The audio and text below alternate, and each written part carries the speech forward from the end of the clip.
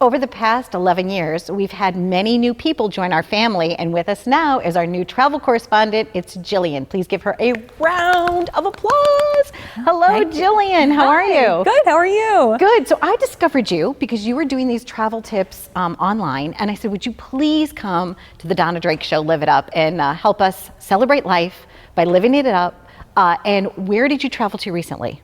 I recently just got back from Greece. Excellent. So I've got 3 videos coming out. Athens, Santorini, and Rhodes. Fabulous. So now, how did your career start out? Always a dancer?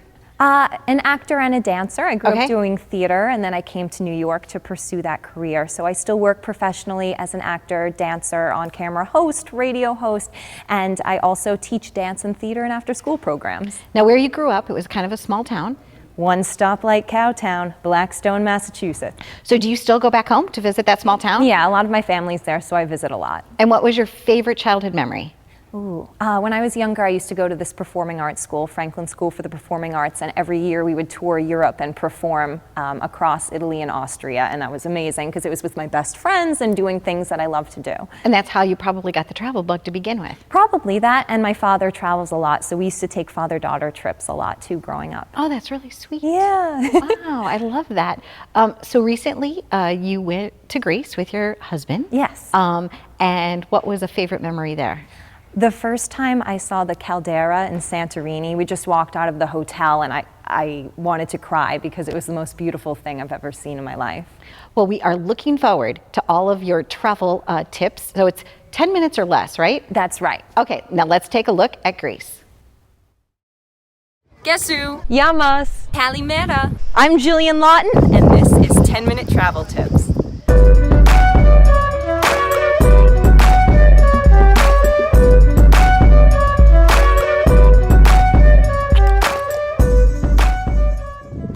Today, I'm coming to you from Greece. And in this 3-part special edition of 10-Minute Travel Tips, I'm going to give you some tips for when you plan your Greece vacation. Between the mainland and over 200 inhabited islands, there are so many different parts of Greece to visit. In this 3-part edition, I'll be covering Athens, Santorini, and Rhodes. The first stop on our trip, Athens.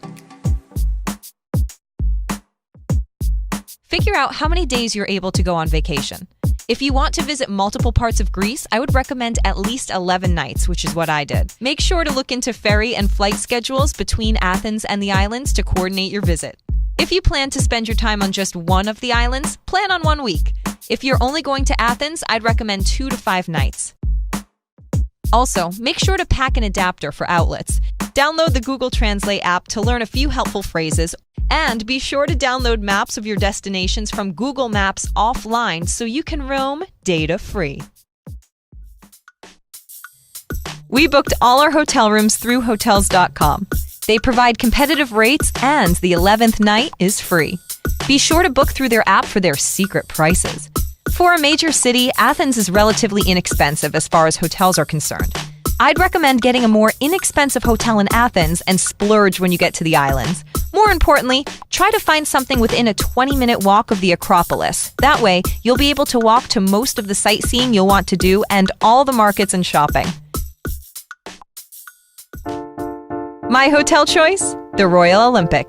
The Royal Olympic offers the Greek charm I was looking for, has a really helpful staff, is in a safe and convenient area, and has incredible views of the Acropolis from the rooftop restaurant.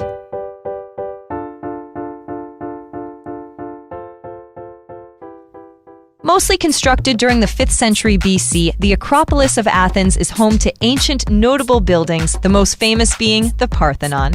Here, stand in wonder as you observe the birthplace of democracy, philosophy, and theater.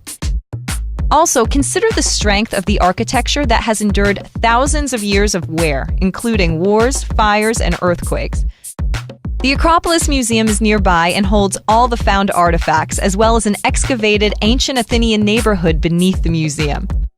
Tip: if you visit during the summer, climbing up to the Acropolis during peak sunlight hours gets very hot. Do the ruins early in the morning or closer to the evening, and do the museum while the sun is at its brightest. If you want to see other ruins and excavation sites, you've got the Arch of Hadrian, Temple of Olympian Zeus, Ancient Agora, and many others all within walking distance, if you're a good walker. Tip: sidewalks and ruins contain a lot of marble, so I found Athens very slippery. The traction on my $3 flip-flops was not ideal. If you don't want to walk, whip out that cell phone and rent a scooter.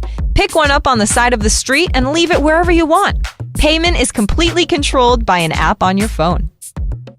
If you just can't get enough of those ruins, rent a car and take a day trip to Delphi. If you want to spend the money and devote some more time, you can do a bus trip with a tour group, but the drive is pretty easy. 2.5 hours, but easy nonetheless. Located on Mount Parnassos, Delphi was settled around 1500 BC. About 700 years later, it became known as the center of the world and served as a religious sanctuary dedicated to Apollo. Leaders from all over the world would come to the Oracle of Apollo to seek guidance on major issues like war, colonies, and religion. Like the Acropolis, there's also a museum there that holds artifacts found on site. About 10 minutes before you reach Delphi, you'll go through the delightful village of Arahova. Stop in for a meal.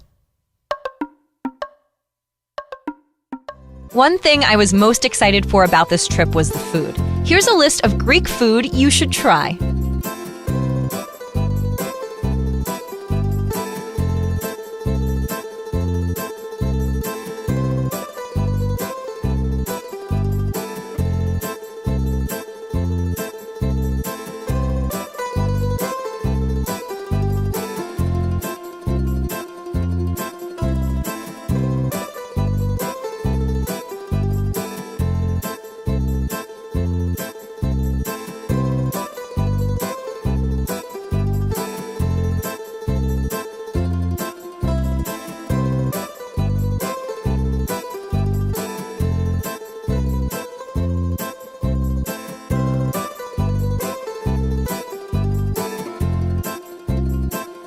I didn't have any particular breakfast that was remarkable, but Bennis Bakery has great koulari, and it's pretty easy to find a good cup of Greek coffee anywhere.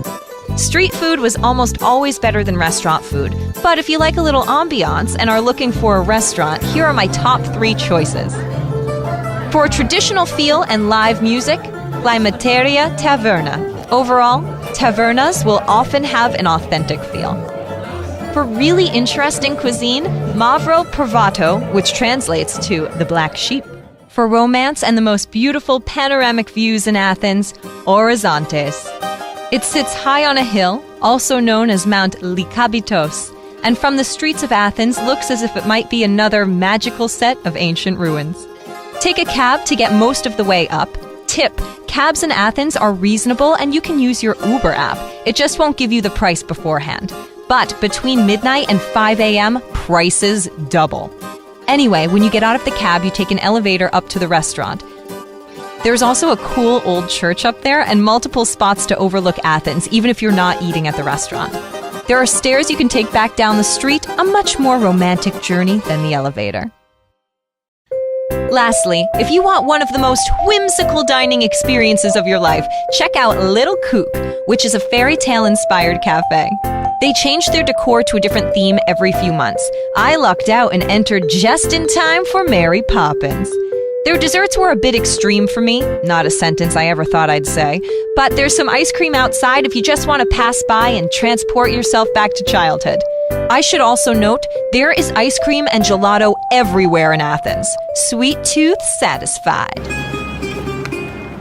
Even though many stores carry the same souvenirs, and many are made in Italy, I really enjoyed going into the shops because they carried clothing and kitchen tools that are unique, special, and will work in my everyday life. There's also an Athens market which has lots of fresh produce if you're looking for a snack, and different flea markets if you're looking for more of a one-of-a-kind souvenir.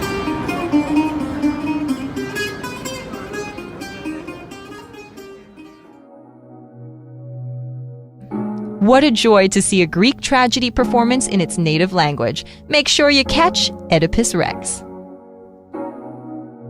Greek guards have the most fun uniforms. Every hour, spectators can watch the changing of the guards.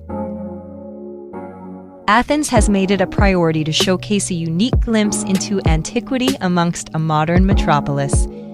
Here, at the epicenter of a culture that runs so deep, you are inundated with tangible history. I'm Jillian Lawton. Thank you for joining me, and I'll see you next time on 10-Minute Travel Tips.